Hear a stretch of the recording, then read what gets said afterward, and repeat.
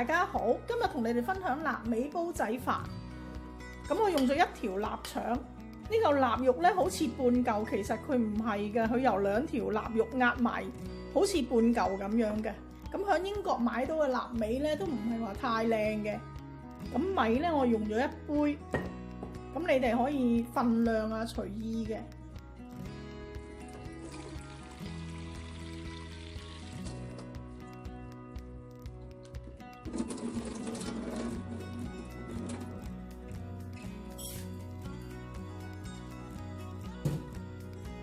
呢個米咧我就用咗1杯，咁我哋水咧都係用翻1杯嘅。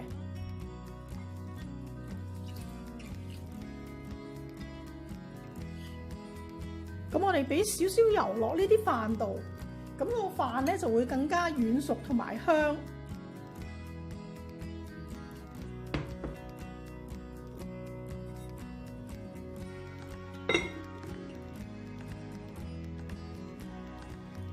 呢啲臘腸臘肉咧，我哋俾啲熱水落去洗一洗佢。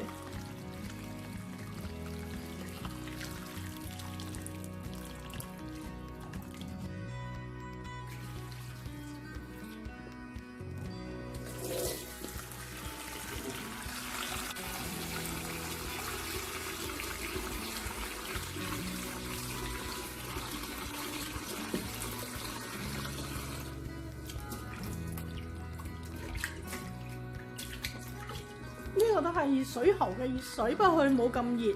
嗱，呢個一洗佢就已經散開咗2片啦。你哋可以煮熟咗先切嘅，不過咧我見佢太散，不如切咗先啦。煮熟咗咧，佢好難切啊呢個啦。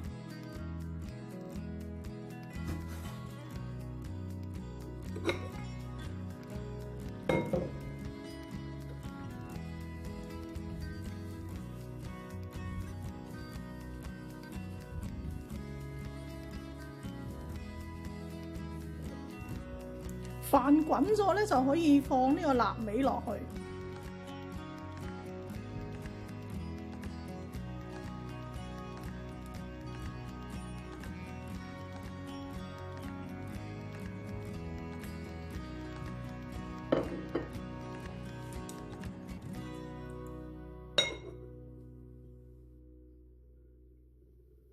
冚翻蓋煮佢3分鐘。已經煮咗3分鐘，咁如果你想佢有飯焦呢，可以喺側邊淋少少油落去，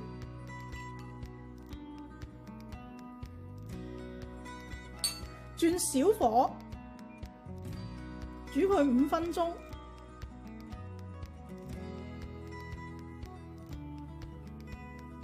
咁依家小火煮咗佢5分鐘，我哋熄咗火，等佢3分鐘先開蓋。依家已經聞到有啲飯焦嘅香味，我哋調一個煲仔飯嘅豉油，1湯匙嘅水，用小火煮一煮佢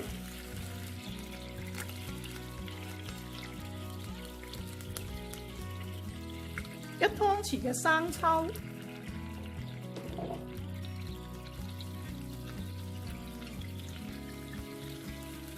1湯匙嘅老抽，1茶匙嘅糖，